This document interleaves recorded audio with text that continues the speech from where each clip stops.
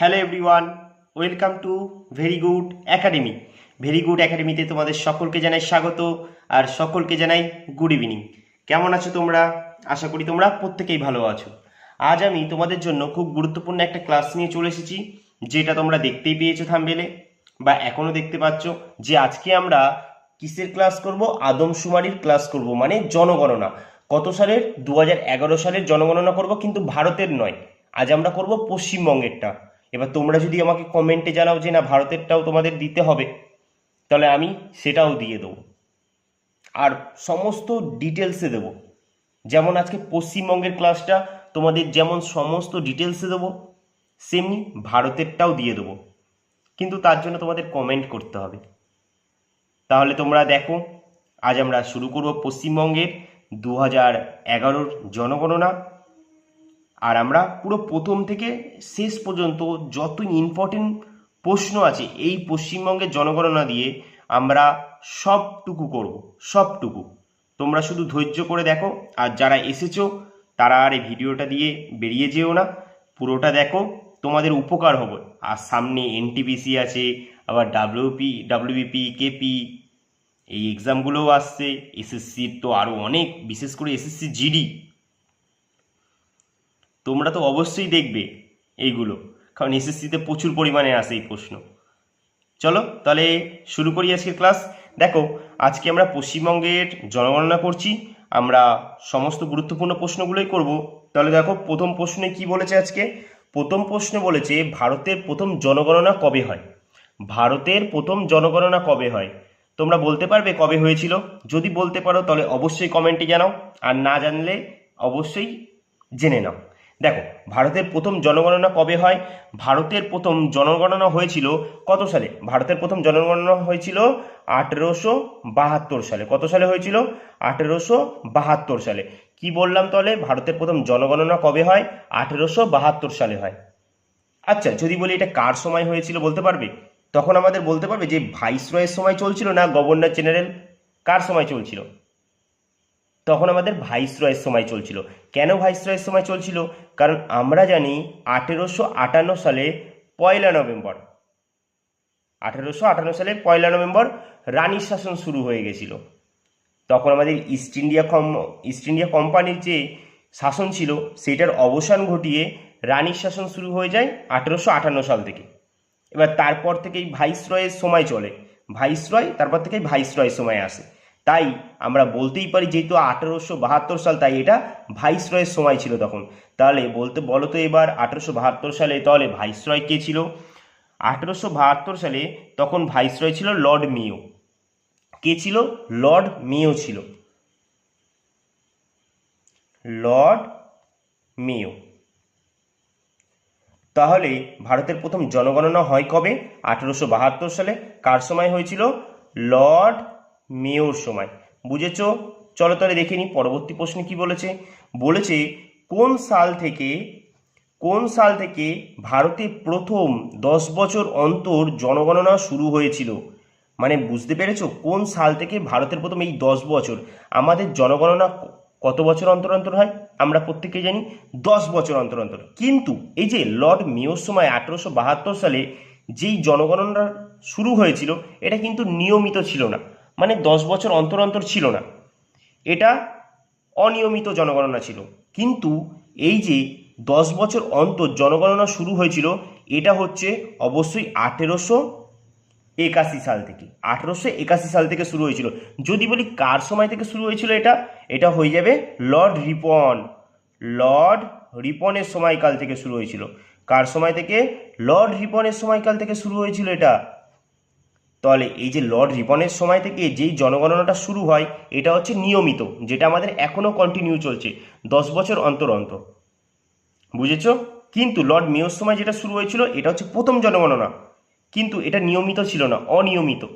তাহলে প্রশ্নে কিন্তু এমনভাবেও তোমাদের দিতে পারে যে নিয়মিত জনগণনা কার সময় দিয়ে শুরু হয়েছিল, বা অনিয়মিত জনগণনা কার সময় হয়েছিল। তাই আমাদের সব ধরনের প্রশ্নের টাইপগুলো জানতে হবে। কেমন?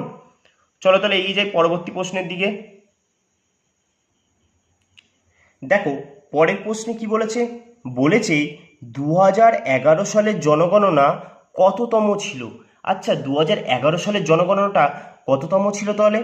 বলো দেখি তো, কততম ছিল? যদি বলি 2011 সালের জনগণনাটা কততম ছিল? 15তম ছিল।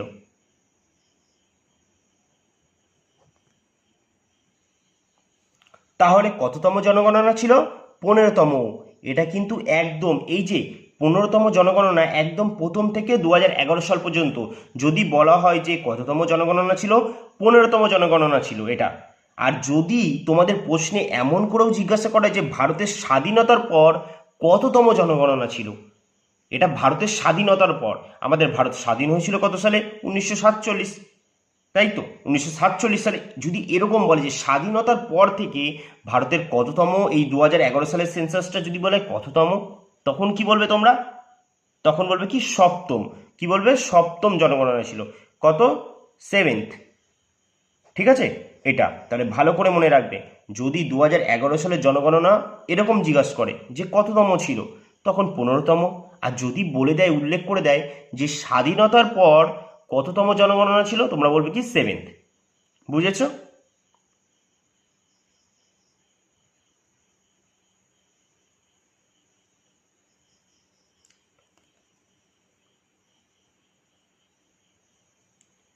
দেখো তারপরে কি বলেছে। তার পরের প্রশ্ন বলেছে 2011-র যে সেন্সাস কমিশনার ছিলেন ওনার নামটা কি? জানো কেউ? যদি জেনে থাকো তোমরা অবশ্যই আমাকে কমেন্টে জানাবে। আর না জেনে থাকলে আমি তোমাদের বলে দিচ্ছি, তোমরা খুব ভালো করে মনে রাখবে। এটা প্রচুর প্রশ্নে দিয়েছে, প্রচুর প্রশ্নে, মানে অনেকবার দিয়ে দিয়েছে পরীক্ষায় এটা।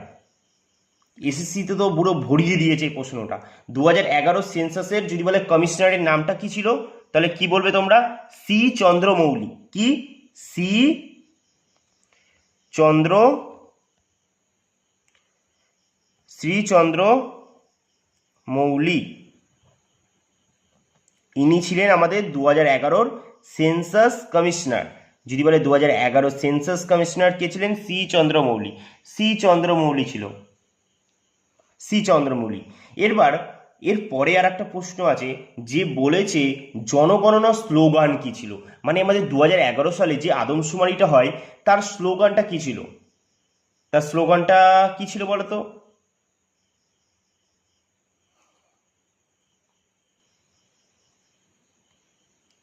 তাহলে 2011 যে সেন্সাস হয়েছিল তার স্লোগান কি ছিল? Hour census, hour census, census our future.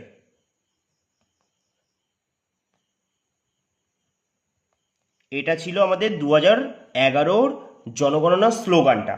আর যদি এটা আমরা বাংলায় বলি তাহলে কি হবে বলো তো? বাংলায় বললে হবে আমাদের জনগণনাই আমাদের ভবিষ্যৎ। কি হবে? আমাদের, আমাদের জনগণনাই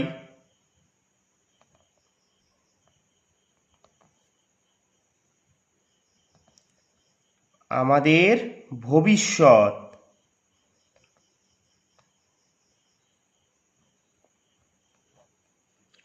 তাহলে তোমাদের যদি প্রশ্নে জিজ্ঞাসা করা হয় যে তোমাদের 2011 সালের সেন্সাসের স্লোগান কি ছিল, তোমরা কি বলবে? Hour census our future.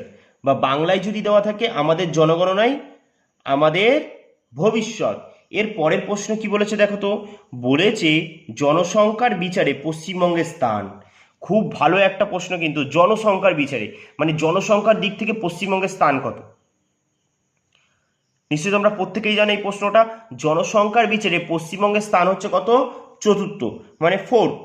ঠিক আছে? জনসংখ্যার বিচারে পশ্চিমবঙ্গের স্থান হচ্ছে চতুর্থ স্থান। এবার যদি বলা হয় যে কার কার পরে স্থান পেয়েছিল এই জনসংখ্যার বিচারে, যদি বলে তাহলে বলো তো প্রথম স্থানে কে আছে জনসংখ্যার দিক থেকে? প্রথম স্থানে হচ্ছে কি? ইউপি। প্রথম স্থানে ইউপি আছে। আর যদি বলে সেকেন্ড স্থানে কে আছে? অবশ্যই মহারাষ্ট্র।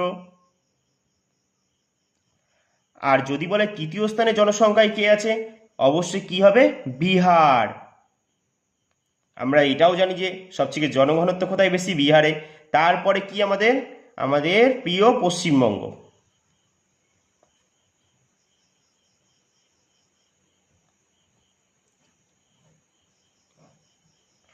তাহলে জনসংখ্যার বিচারে পশ্চিমবঙ্গের স্থান কত? চতুর্থ।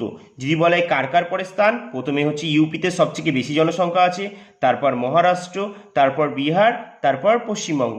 এরপরে কি বলেছে? যে বলেছে মোট জনসংখ্যা। কি বলেছে? মোট জনসংখ্যা। আচ্ছা, পশ্চিমবঙ্গের মোট জনসংখ্যা কত? পশ্চিমবঙ্গের মোট জনসংখ্যা কত বলো? তাহলে পশ্চিমবঙ্গের মোট জনসংখ্যা কত? পশ্চিমবঙ্গের মোট জনসংখ্যা ছিল 2011 সেন্সাস অনুযায়ী কিন্তু 9 কোটি, তারপর 13,47,736 জন। এটা হচ্ছে 2011 সেন্সাস অনুযায়ী আমাদের পশ্চিমবঙ্গের জনসংখ্যা ছিল 9,13,47,736 জন। তারপর কি বলেছে দেখো, তারপর বলেছে জনসংখ্যা বৃদ্ধির সর্বাধিক হার। জনসংখ্যা বৃদ্ধির সর্বাধিক হার বলেছে। তাহলে পশ্চিমবঙ্গের জনসংখ্যা বৃদ্ধির সর্বাধিক হার কত ছিল? যদি তোমাদের জিজ্ঞাসা করায় প্রশ্নে, তাহলে কি লিখবে তোমরা তখন, বা কোন অপশানটায় টিক মারবে? তাহলে তোমাদের যদি প্রশ্নে জিজ্ঞাসা করা হয় জনসংখ্যা বৃদ্ধির বার্ষিক হার কত ছিল, তোমরা তখন কত বলবে? তাহলে কত পার্সেন্ট হবে জনসংখ্যা বৃদ্ধির বার্ষিক হার? যদি বলা হয় তাহলে হয়ে যাবে 13.84%। ঠিক আছে, 13.84%। তোমাদের এটা হচ্ছে বার্ষিক জনসংখ্যার বৃদ্ধির হার ছিল পশ্চিমবঙ্গে। জনসংখ্যা বৃদ্ধির বার্ষিক হচ্ছে 13.84%। ভেরি ভেরি ইম্পর্টেন্ট এটা। তারপর যদি বলে জনঘনত্ব, আচ্ছা পশ্চিমবঙ্গের জনঘনত্ব কত ছিল বলো তো? পশ্চিমবঙ্গের জনঘনত্ব কত ছিল? পশ্চিমবঙ্গের জনঘনত্ব যদি বলা হয় 1029, বা অনেক সময় দেখবে 1028 থাকে, তা আমরা এখানে লিখবো কত? 1029 বর্গ কিলোমিটার। 1029 বর্গ কিলোমিটার। আচ্ছা, জনগণনা, এই যে আমরা তো জনসংখ্যার দিক থেকে পশ্চিমবঙ্গের স্থান জানলাম কত? চতুর্থ। কার কার পরে? ইউপি, মহারাষ্ট্র, বিহার, পশ্চিমবঙ্গ।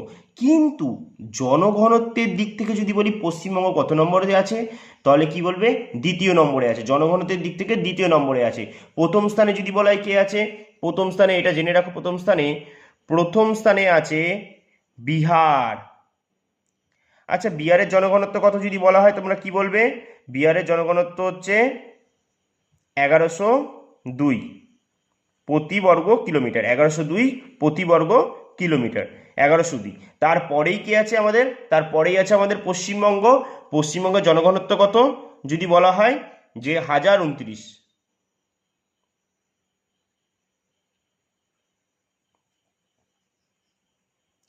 তাহলে যদি বলা হয় যে পশ্চিমবঙ্গের জনঘনত্ব 2011 সাল অনুযায়ী যদি বলা হয় কত? 1029 বর্গ কিলোমিটার। যদি বলে কত নম্বর স্থানে আছে জনঘনত্বের দিক থেকে, তোমরা বলবে কি? সেকেন্ড স্থানে আছে, মানে দ্বিতীয়, সেকেন্ড স্থানে আছে। কার পরে যদি বলা হয়? এই যে বিহারের পরে। বিহারের জনঘনত্ব কত? 1102। আর যদি বলা হয় যে তোমাদের প্রশ্নে যে মানে সবথেকে কম জনঘনত্বপূর্ণ রাজ্য যদি বলা হয় সবচেয়ে কম, সেটা হয়ে যাবে কি? অরুণাচল প্রদেশ। কি হয়ে যাবে? ভেরি ভেরি ইম্পর্টেন্ট এটাও, অরুণাচল প্রদেশ। অরুণাচল প্রদেশ। যদি বলা হয় কি এখানে জনঘনত্ব কত? 17 জন প্রতি বর্গ কিলোমিটার। 17 জন প্রতি বর্গ কিলোমিটার, 17 জন প্রতি বর্গ কিমি।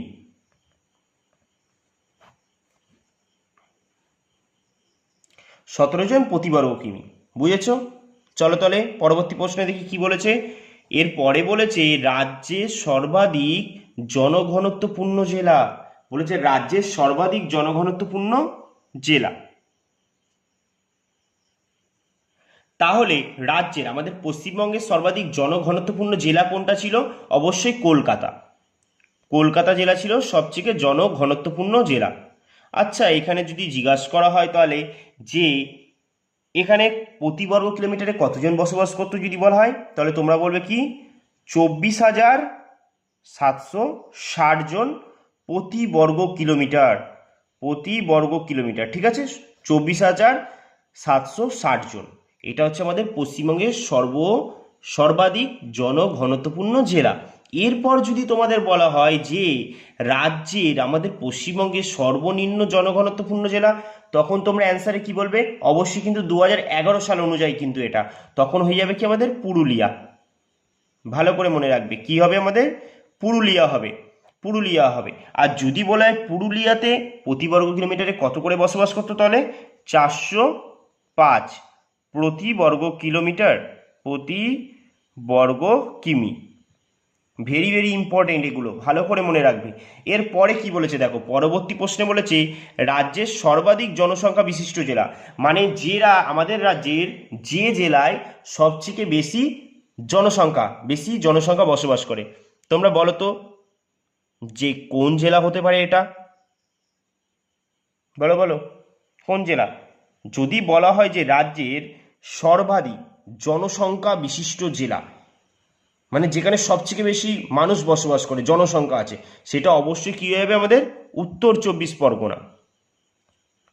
উত্তর 24 পরগনা এই জেলায় সবথেকে বেশি মানুষ বসবাস করে। এবার যদি বলা হয় রাজ্যের সর্বনিম্ন জনসংখ্যা বিশিষ্ট জেলা, আমাদের রাজ্যের সর্বনিম্ন জনসংখ্যা বিশিষ্ট জেলা, তখন আমাদের অ্যান্সার কি হয়ে যাবে? রাজ্যের যদি বলা হয় সর্বনিম্ন জনসংখ্যা বিশিষ্ট জেলা,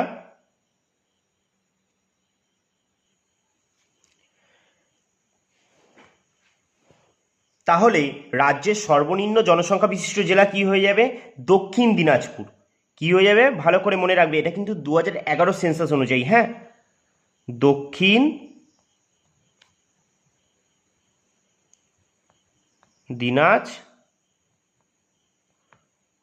দিনাজপুর। তাহলে কি হয়ে যাবে? দক্ষিণ দিনাজপুর। যদি বলা হয় সর্বাধিক জনসংখ্যা বিশিষ্ট জেলা কি ছিল? উত্তর 24 পরগনা। আর সর্বনিম্ন জনসংখ্যা বিশিষ্ট জেলা কি? দক্ষিণ দিনাজপুর।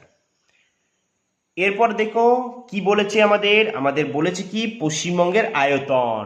আচ্ছা, পশ্চিমবঙ্গের আয়তন কত ছিল?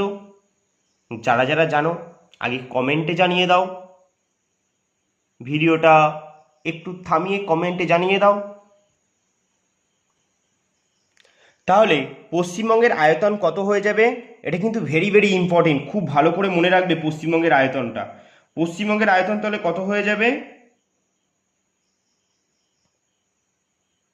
পশ্চিমবঙ্গের আয়তন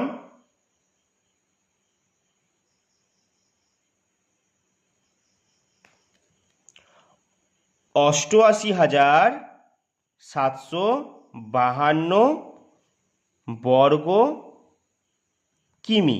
তাহলে পশ্চিমবঙ্গের আয়তন কত? 88,752 বর্গ কিমি। ভেরি ভেরি ইম্পর্টেন্ট, প্রশ্নে প্রচুরবার দিয়ে এটা ভূত করে দিয়েছে, এটা এতবার দিয়েছে, তাই ভালো করে মনে রাখবে পশ্চিমবঙ্গের আয়তন 88,752 বর্গ কিমি। এবার তার পরের প্রশ্নে কি বলেছে দেখো তো, পশ্চিমবঙ্গের আয়তন ভারতের শতকরা কত? পশ্চিমবঙ্গের আয়তন মানে ভারতের, মানে টোটাল আমাদের ভারতবর্ষের যে আয়তন আছে তার শতকরা কত পার্সেন্ট পশ্চিমবঙ্গের আয়তন যদি বলা হয়, তখন তোমরা কি বলবে?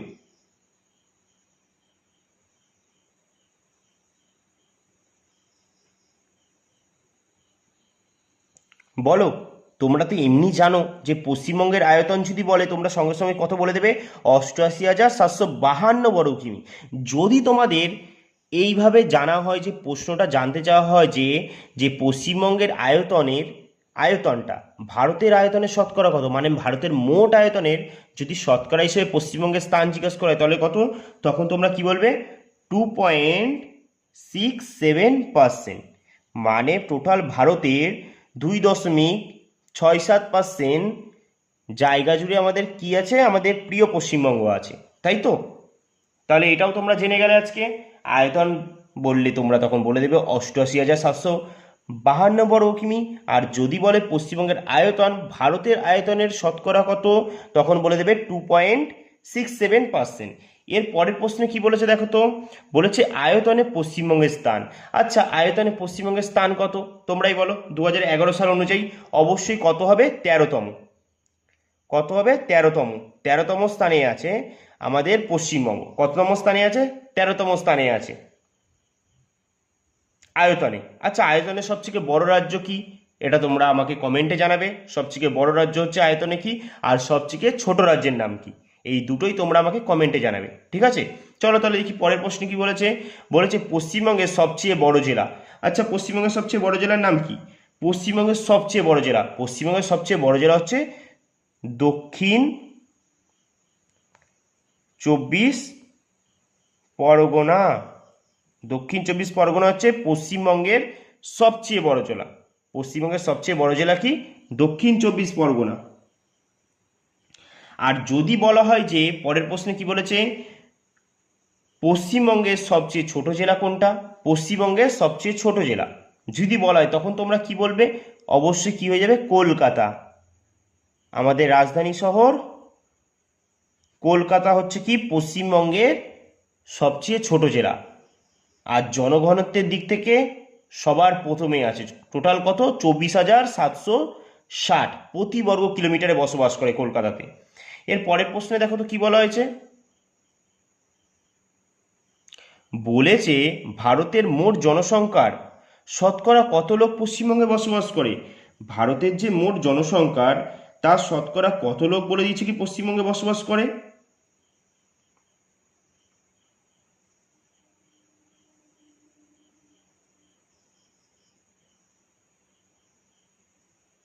যদি বলে তোমাদের প্রশ্নে এরকম যে ভারতের মোট জনসংখ্যার শতকরা কত লোক পশ্চিমবঙ্গে বসবাস করে, তখন তোমরা কি বলবে? 7.54%। ভালো করে মনে রাখবে কি বললাম, 7.54%। তাহলে যদি বলা হয় ভারতের মোট জনসংখ্যা শতকরা কত লোক, ভারতের যে মোট আমাদের এই অল টোটাল জনসংখ্যাটা আছে ভারতের, তার শতকরা কত লোক ভারতে বসবাস করে, তখন তোমরা কি বলবে? 7.54% লোক আমাদের পশ্চিমবঙ্গে বসবাস করে। তাহলে এতটা ক্লিয়ার হলো। চলো দেখিনি তাহলে পরবর্তী প্রশ্নে কি বলেছে। দেখো তার পরবর্তী প্রশ্নে কি বলা হয়েছে যে পশ্চিমবঙ্গের সাক্ষরতার হার। আচ্ছা, পশ্চিমবঙ্গের সাক্ষরতার কত? আর তার আগে তোমাদের কাছে আমার একটা প্রশ্ন থাকবে যে ভারতের সাক্ষরতা হার কত? তাহলে দেখো পশ্চিমবঙ্গের সাক্ষরতা হার কত যদি বলা হয় তাহলে আমরা কি বলবো? 76.26%। 76.26% এটা হচ্ছে কি আমাদের পশ্চিমবঙ্গের সাক্ষরতার হার। কিন্তু অনেক সময় তোমরা পরীক্ষাতে দেখবে তোমাদের অপশানে দেওয়া থাকে 77.08%। তোমরা এই দুটোর ভিতর যেটা অপশানে পাবে সেটাই টিক চিহ্ন মেরে চলে আসবে। ঠিক আছে, পশ্চিমবঙ্গের সাক্ষরতার হার কত? 76.26% অথবা 77.08%, যেটা ভাবে প্রশ্নে সেটাই দিয়ে আসবে। এরপর তোমাদের যদি এর ভিতরে জিজ্ঞাসা করা হয় যদি সাক্ষরতার হারের থেকে সাক্ষরতার হারের মধ্যে যদি শুধু পুরুষদেরটা জানতে চাওয়া হয় তখন তোমরা কি বলবে? যদি পুরুষদেরটা জানতে চাওয়া যায় তখন তোমরা বলবে কি পুরুষরা সাক্ষরতার হার কত ছিল? 82.67%। 82.67%। আর যদি বলা হয় মহিলাদের সাক্ষরতার হার কত ছিল তখন তোমরা কত বলবে? 71.16%। এগুলো জেনে রাখো, প্রশ্নে পরীক্ষায় যদি কখনো দিয়ে দেয় তোমরা করে আসতে পারবে। আর যারা জানবে না তারা বাড়ি চলে আসবে ঘুরে। তাই এই ক্লাসটা খুব মনোযোগ সহকারে দেখো, আমি আরও অনেক ডিটেলস দেবো, এগুলো তোমরা জেনে নাও। আর তোমাদের আশা করব এই পশ্চিমবঙ্গের 2011 সেন্সাস থেকে তোমাদের কোনো ডাউট থাকবে না। এই ভেতরেই তোমরা সমস্ত প্রশ্নগুলো তোমরা পরীক্ষায় পাবেই পাবে, একেবারে 100% পাবেই, পেতেই হবে এই ভিতরে। দেখো তারপরে কি বলে দিয়েছে, সর্বাধিক স্বাক্ষর জেলা, মানে কোন জেলা সর্বাধিক স্বাক্ষর। আচ্ছা, সর্বাধিক স্বাক্ষর জেলা কোন জেলা? পশ্চিমবঙ্গের মধ্যে সর্বাধিক স্বাক্ষর জেলা হলো, যদি বলে 1 নম্বরে আছে কে? 1 নম্বরে, তাহলে কি হয়ে যাবে? পূর্ব মেদিনীপুর। পূর্ব মেদিনীপুর হচ্ছে আমাদের সর্বাধিক স্বাক্ষর জেলা। 2 নম্বর স্থানে কে আছে? কলকাতা জেলা।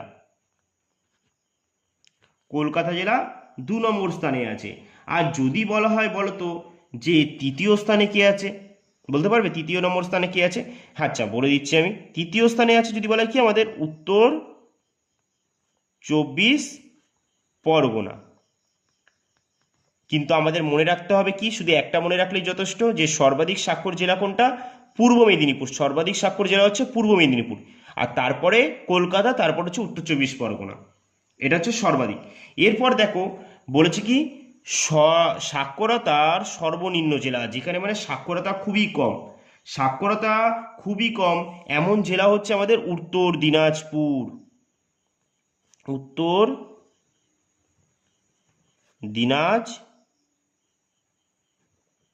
উত্তর দিনাজপুর হচ্ছে সবচেয়ে সাক্ষরতা কম আছে।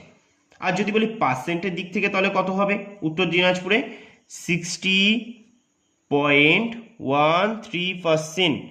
এটা হচ্ছে পার্সেন্টের দিক থেকে, এটা হচ্ছে পার্সেন্টের দিক থেকে, হ্যাঁ বলবে 60.13%। আর পূর্ব মেদিনীপুরেরটা আমি বলে রাখছি, দেখে নাও একবার। পূর্ব মেদিনীপুরেরটা হয়ে যাবে তোমার 87.66%। এটা হচ্ছে পূর্ব মেদিনীপুরের সাক্ষরতার হার, আর এটা হচ্ছে সর্বনিম্ন সাক্ষরতা জেলা হচ্ছে উত্তর দিনাজপুর, কত? 60.13%। এর পরের প্রশ্ন কি বলেছে দেখো তো, বলেছে মহিলা শিক্ষার হার সর্বনিম্ন। আচ্ছা, এই প্রশ্নটার আগে তোমাদের কাছে আমার একটা প্রশ্ন থাকবে, যে যদি বলা হয় আমাদের ভারতবর্ষের মহিলার হার সর্বনিম্ন রাজ্য কোনটা, তখন তোমরা কি অ্যান্সার করবে সেটা আমাকে কমেন্টে জানাবে। কিন্তু আমাদের এখানে কি বলেছে, বলেছে পশ্চিমবঙ্গে মহিলা স্বাক্ষরের হার সর্বনিম্ন। মহিলা স্বাক্ষরের হার, শুধুমাত্র মহিলা শিক্ষার হার সর্বনিম্ন কোথায়? সেটা হয়ে যাবে কি, পুরুলিয়া। সেটা কত? পুরুলিয়াতে যদি বলে কত পার্সেন্ট, তাহলে তোমরা কি বলবে? 51.29%। এগুলো জেনে রাখো একটু, বাট মনে রাখতে হবে কিন্তু এটাই, যে মহিলা শিক্ষার হার সর্বনিম্ন সেটা কোথায়, কোন জায়গাটায়, তোমরা তখন কি বলবে? পুরুলিয়াতে। তারপরে দেখো তো কি বলেছে,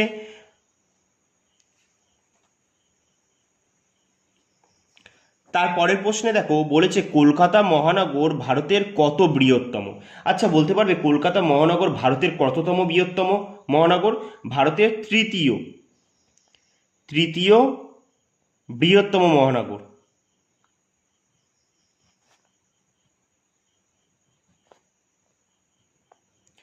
ভারতের তৃতীয় বৃহত্তম মহানগর হচ্ছে কলকাতা মহানগর।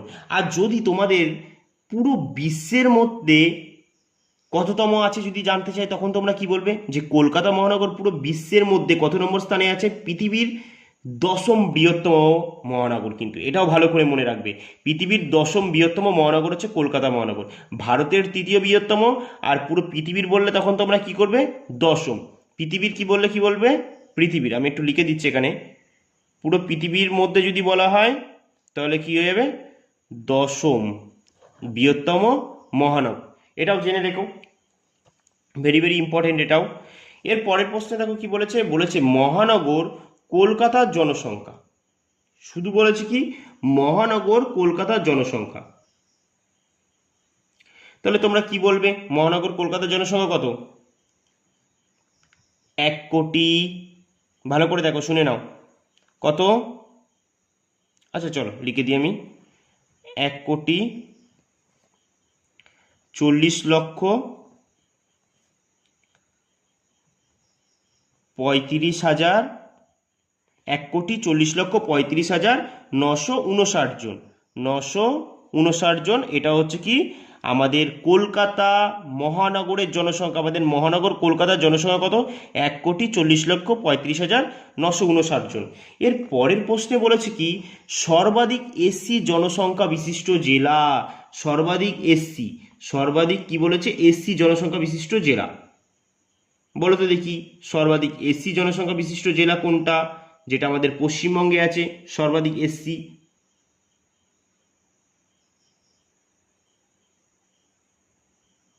সেটা হয়ে যাবে আমাদের সর্বাধিক এসসি জনসংখ্যা বিশিষ্ট জেলা, কি হয়ে যাবে? সেটা হয়ে যাবে আমাদের দক্ষিণ চব্বিশ পরগনা। দক্ষিণ চব্বিশ পরগনা সর্বাধিক এসসি জনসংখ্যা বিশিষ্ট জেলা দক্ষিণ চব্বিশ পরগনা। এর পরের প্রশ্ন কি বলেছে? পশ্চিমবঙ্গের লিঙ্গানুপাত, মানে সেক্স রেশিও। তাহলে তোমরাই বলো পশ্চিমবঙ্গের লিঙ্গানুপাত কত? বলো পশ্চিমবঙ্গের লিঙ্গানুপাত কত? তাহলে পশ্চিমবঙ্গের লিঙ্গানুপাত, এই প্রশ্নটা খুবই গুরুত্বপূর্ণ প্রশ্ন এই প্রশ্নটা। তাই কি বলবে তোমরা, 1000 জন পুরুষে মহিলার সংখ্যা কত? 1000 জন পুরুষে মহিলার সংখ্যা কত হবে? 947 জন। কত? ভালো করে মনে রাখবে, অনেকে কিন্তু এটা 950 জন করে দেয়। 1000 জন পুরুষে 947 জন মহিলা, 1000 জন পুরুষের মধ্যে 947 জন হচ্ছে মহিলা। এটা পশ্চিমবঙ্গের সেক্স রেশিও। যদি বলা হয় এরপর যে, এটাও জেনে রাখো যে যদি বলা হয় 0 থেকে 6 বছরের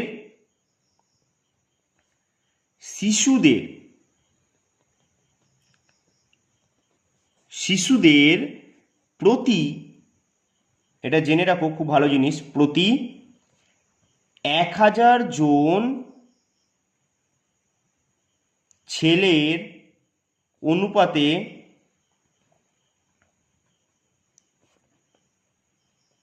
মেয়ের সংখ্যা, তখন কি বলবে তোমরা?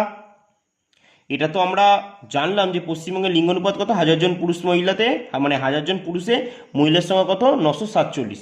যদি বলা হয় যে 0 থেকে 6 বছর শিশুদের প্রতি 1000 জন ছেলের অনুপাতে মেয়ের সংখ্যা কত, তখন তোমরা কি বলবে? তখন বলবে 950। তখন কথা বলবে, তখন বলবে 950। বুঝেছো? এর পরের প্রশ্ন দেখো কি বলেছে। বলেছে পশ্চিমবঙ্গের লিঙ্গানুপাত বেশি। কোথায় সেটা? পশ্চিমবঙ্গের লিঙ্গানুপাত সবচেয়ে বেশি, সেটা হচ্ছে কি? দার্জিলিং। ভালো করে মনে রাখবে, সেটা কি? দার্জিলিং। আর যদি বলা হয় লিঙ্গানুপাত কম বিশিষ্ট জেলা, তাহলে সেটা কি হবে? কলকাতা। তাহলে কি হলো সেটা? সেটা হচ্ছে কলকাতা। দেখো এর পরের প্রশ্নে কি বলেছে, যে বলেছে রাজ্যে শিশু জন্মহার, বলেছে রাজ্যে শিশু জন্মহার মোট জনসংখ্যার অনুপাতে, কি বলেছে? মোট জনসংখ্যার অনুপাতে রাজ্যের শিশু জন্মের হারটা কত, মানে শতাংশটা কত, কত শতাংশ? তখন তোমরা কি বলবে? তখন তোমরা বলবে 11.07% বা শতাংশ।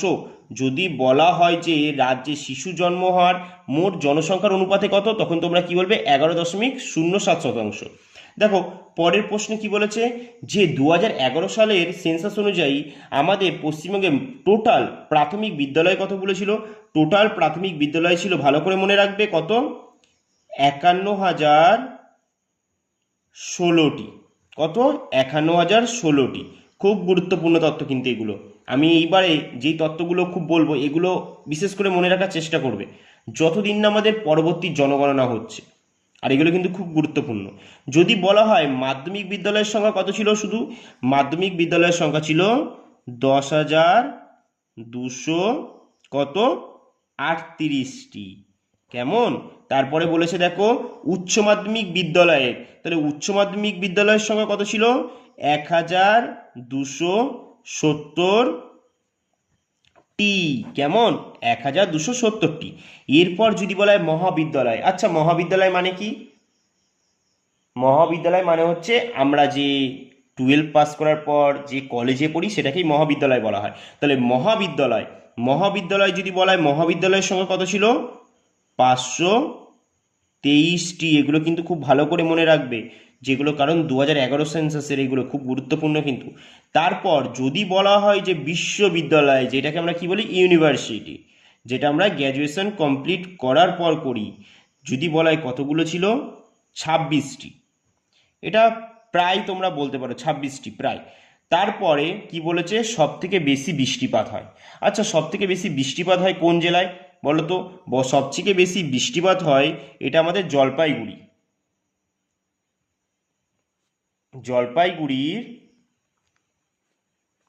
জলপাইগুড়ির জেলার কোথায় বলো তো? বক্সা ডুয়ার্সে সবথেকে কি হয়? বেশি বৃষ্টিপাত হয় জলপাইগুড়ির বক্সা ডুয়ার্সে।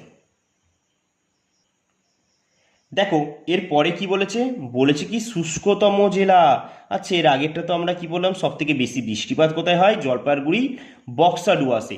আর যদি বলা হয় শুষ্কতম জেলা, তখন তোমরা কি বলবে, পুরুলিয়া, পুরুলিয়া। কেমন? তারপর কি বলেছে, শুষ্কতম স্থান। যদি বলা হয় যে শুষ্কতম স্থান, যদি বলা হয় যে আমাদের পশ্চিমবঙ্গের শুষ্কতম স্থান কোথায় আছে, সেটা বীরভূম, বীরভূমের ময়ূরেশ্বর, বীরভূমের ময়ূরেশ্বর নামক এক স্থান, যেখানে খুবই শুষ্কতম স্থান যেটাকে বলা হয়। আর যদি বলা হয় যে উষ্ণতম স্থান, তখন কি বলবে, উষ্ণতম স্থান হচ্ছে, আমরা কি জানি, আসানসোল, আসানসোল হচ্ছে কি উষ্ণতম স্থান। আর শেষে তোমাদের জন্য আমি দুটো হোমওয়ার্ক রেখেছি, তোমরা এর অ্যান্সারটা আমাকে অবশ্যই জানাবে কমেন্টে, অবশ্যই জানাবে কিন্তু, কেমন? তাহলে কি রেখেছি দেখো, লিখেছি 1 নম্বর হচ্ছে পশ্চিমবঙ্গের দীর্ঘতম প্ল্যাটফর্মের নাম ও তার দৈর্ঘ্য কত। আমার কিন্তু এই দুটোই বলতে হবে, যে পশ্চিমবঙ্গের দীর্ঘতম প্ল্যাটফর্ম ও তার দৈর্ঘ্য কত। আর দ্বিতীয় কি রেখেছি, পশ্চিমবঙ্গের প্রথম মুখ্যমন্ত্রীর নাম। দ্বিতীয় কি, পশ্চিমবঙ্গের প্রথম মুখ্যমন্ত্রীর নাম। এই দুটো প্রশ্নের অ্যান্সার অবশ্যই আমাকে কমেন্টে জানাতে হবে। আর তোমাদের এই ক্লাসটা কেমন লাগলো সেটাও আমাকে কমেন্টে জানিও। আর তোমাদের যদি এমনই কোনো টপিক অনুযায়ী ক্লাসের দরকার হয়, আমাকে সেটা কমেন্টে জানিও। আমি তোমাদের সেই ক্লাসটা খুব ডিটেলসে দেবো, যাতে তোমরা একবার পড়ে নিলে আর কখনো সেই ক্লাস নিয়ে বা সেই অধ্যায় বা সেই টপিকটা নিয়ে তোমাদের কোনো ডাউটই না থাকে, কোনো সন্দেহই না থাকে।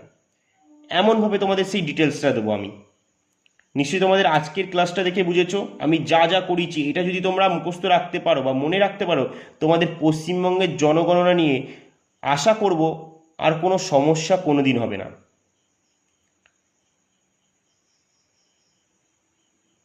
তাহলে আজকে এখানেই আমাদের ক্লাসটা শেষ করছি। আবার দেখা হবে তোমাদের সঙ্গে এরকমই আরও একটা গুরুত্বপূর্ণ ক্লাস নিয়ে। ততক্ষণের জন্য